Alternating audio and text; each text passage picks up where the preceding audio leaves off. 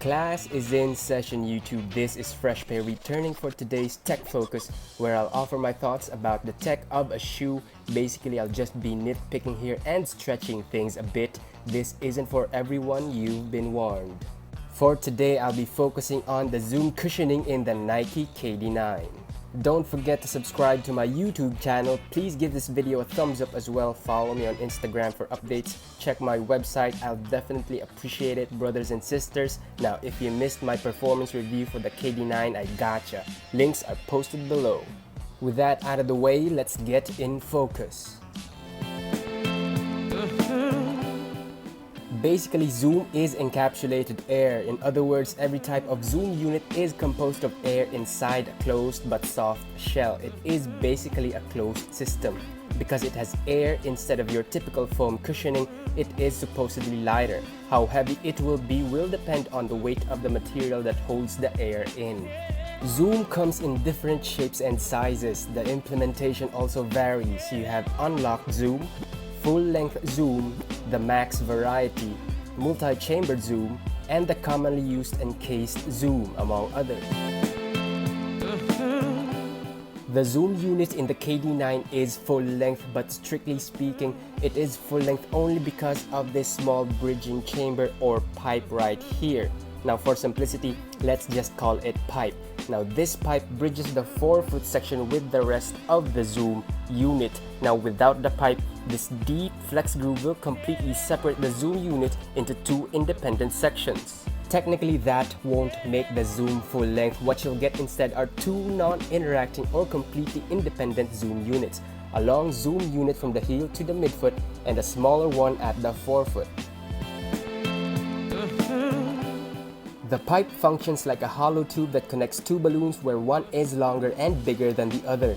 Now in that sense, the pipe makes it possible for the air to transfer back and forth between the two sections of the Zoom. In short, the pipe is all about the airflow. Specifically, it's about the narrowing of air transfer. That is what it does.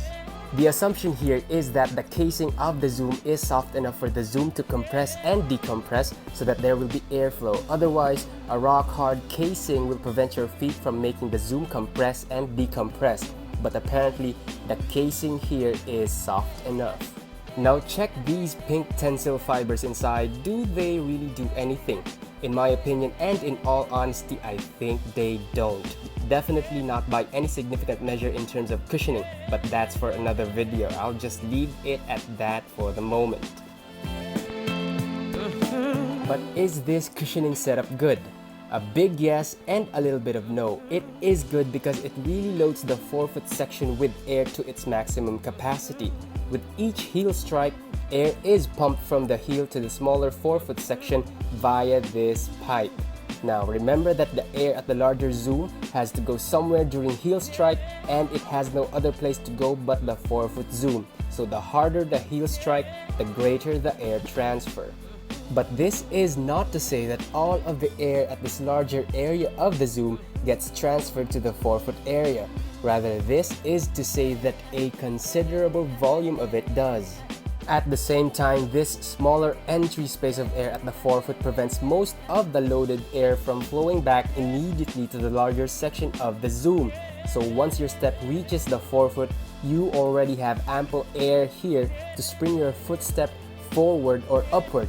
That is what makes the forefoot section really responsive. An equally crucial factor here is that the Zoom tapers from the heel to the toe. Now because the Zoom is bigger at the heel, it has more volume of air to transfer toward the forefoot. Again, this makes the forefoot Zoom get really pumped with almost more volume of air than it can handle once your foot glides from the heel to the toe. On the other hand, this setup can cause stability issues for some people, especially those with bad footwork or weak ankles. This is because too much air at the forefoot can make the Zoom a little bit wobbly. Now you don't want that during sharp cuts, quick changes of direction, and similar hard lateral motions. I would definitely like to see this setup further refined in terms of stability and used more often.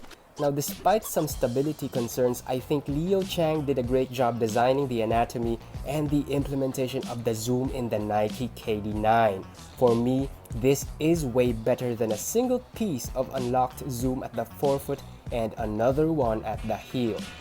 That is it for now. Post your thoughts in the comments section. Please give this video a thumbs up and subscribe to my YouTube channel. Follow me on Instagram. Check my website as well.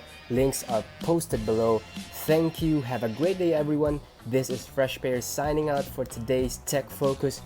Peace.